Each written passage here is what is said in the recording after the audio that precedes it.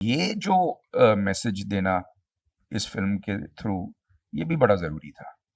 लोग स्पेशली मर्द जो हैं वो फर्टिलिटी टेस्ट और ये सब करने से डरते हैं या कतराते हैं।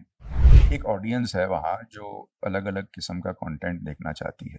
ज़्यादा मेरी फ़िल्में एए सर्टिफ़िकेट ही रही है। अब राज़ और 1920 और इसके बारे में तो ऑडियंस सब जानती ही है।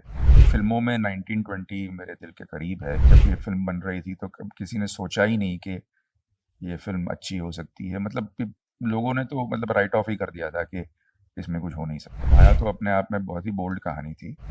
शायद अगर फ़िल्म बनती तो उसे डबल ए सर्टिफ़िकेट मिल जाता। तो आइडियाज़ तो हमारे पास कई होते हैं। नमस्कार, मैं हूँ विक्रम भट्ट और आप देख रहे हैं पंजाबकेसरी.com। जब डॉक्टर अजय मोडिया ने आपको अपनी कहानी बताई तो उनकी कहानी में ऐसी कौन सी बात थी जिसकी वजह से आपने सोचा कि आप ये फिल्म बनाएंगे? जब मैं डॉक्टर अजय मोडिया से मिला और उन्होंने मुझे अपनी कहानी बताई तो आईवीएफ की कहानी तो थी ही, लेकिन उसमें मैंने देखा कि एक कपल की, उनकी और इंदिरा जी की एक एक ज़िंदगी की कहानी थी, उनका सफ़र की कहानी थी। किस तरह का संघर्ष करना पड़ा उन्होंने उनको एक ऐसी जगह में जहाँ पे ये सारी बातें जो है आईवीएफ और फर्टिलिटी और वो की भी नहीं जाती, एक ऐसे वक़्त में।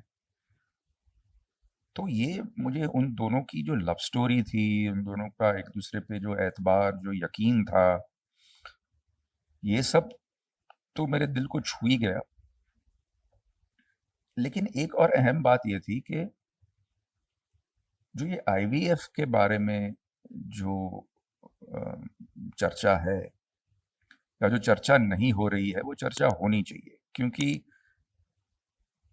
लोग स्पेशली मर्द जो हैं वो फर्टिलिटी टेस्ट और ये सब करने से डरते हैं या कतराते हैं, क्योंकि उनको लगता है कि अगर कहीं अ, उनमें कहीं कोई प्रॉब्लम दिखी तो वो मर्द नहीं है या उनकी मर्दानगी कुछ कम हो जाएगी इससे।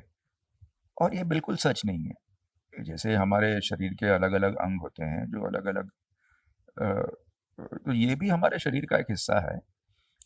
और अगर बुखार हो सकता है, पेट में दर्द हो सकता है, तो ऐसा भी हो सकता है। तो ये जो मैसेज देना इस फ़िल्म के थ्रू, ये भी बड़ा ज़रूरी था। अम, तुमको मेरी कसम क्या आपकी पहली फिल्म है यूएस सर्टिफिकेट वाली? नहीं, नहीं, मेरी पहली फ़िल्में पहले ऐसी फ़िल्में हैं, जो यूए सर्टिफ़िकेट वाली हैं। बस ये है कि याद नहीं है मुझे कौन-सी है। शायद दीवाने हुए पागल होगी, लेकिन अ, उसको छोड़कर ज़्यादातर मेरी फ़िल्में मुझे लगता है अम, फ़रेब से लेके अब तक ज़्यादा मेरी फ़िल्में एए सर्टिफ़िकेट ही रही है। कुछ एक, कुछ यूए होंगी मगर मुझे याद नहीं। आप ज्यादातर ओटीटी सीरीज पर काम करते हैं। इतने सारे अलग अलग कंटेंट के आइडियाज कहाँ से आते हैं आपके पास? मैं ओटीटी सीरीज़ में काम नहीं करता हूँ। ये कुछ समझ में नहीं आया मेरे को। राज 1920 गुलाम जैसी फिल्मों को लोगों ने बहुत पसंद किया और बहुत प्यार दिया। उनसे जुड़ी कुछ ऐसी बातें जो ऑडियंस ना जानती हो। अब राज़ और 1920 और इसके बारे में तो ऑडियंस सब जानती ही है। हाँ, इस सब फ़िल्मों में 1920 मेरे दिल के करीब है, क्योंकि वो फ़िल्म मैंने ऐसे वक़्त में बनाई थी जब उसके पहले मेरी बहुत फ्लॉप फ़िल्म्स आई थी। और कहीं इंडस्ट्री और लोगों ने सोच लिया कि भई ये तो चैप्टर ख़त्म हो गया, अभी इनसे कुछ ज़्यादा होगा नहीं।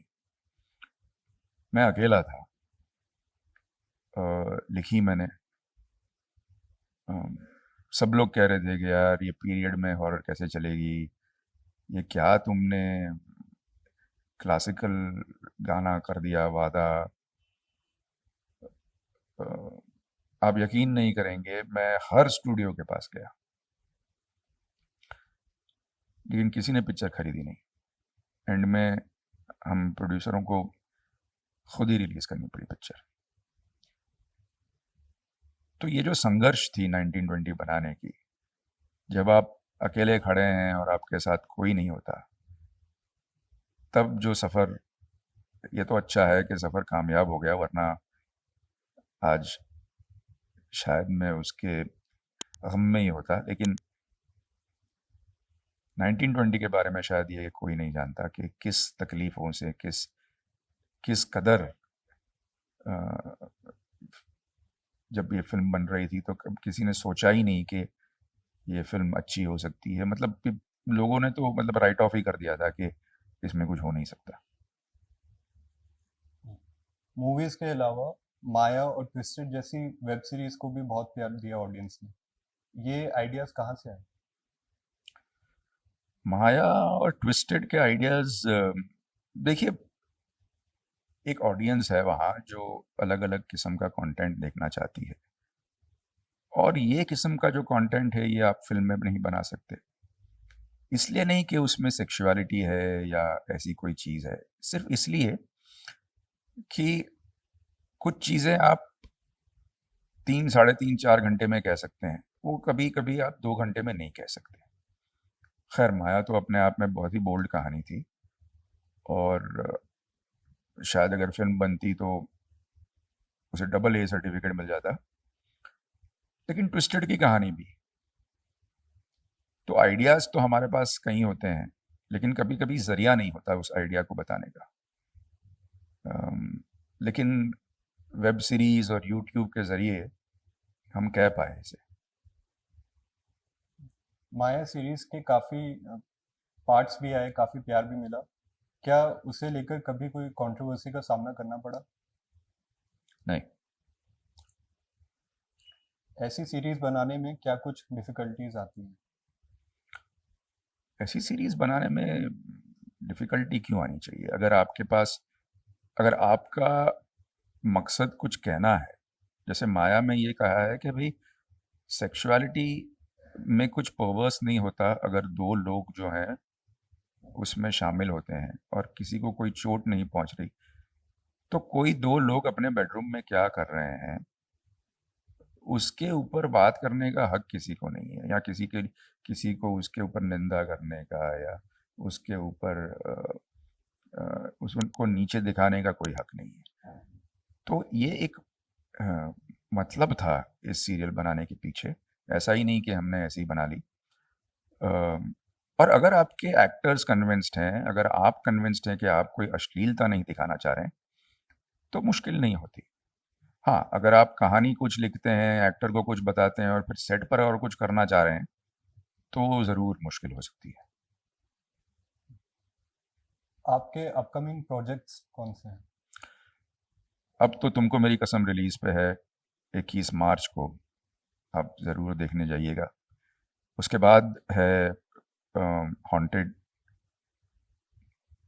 फिर एक बार 3D में, फिर विराट है, रण है, तो बहुत सारी अलग-अलग किस्म की फ़िल्में लेके आ रहे हैं हम आपके लिए।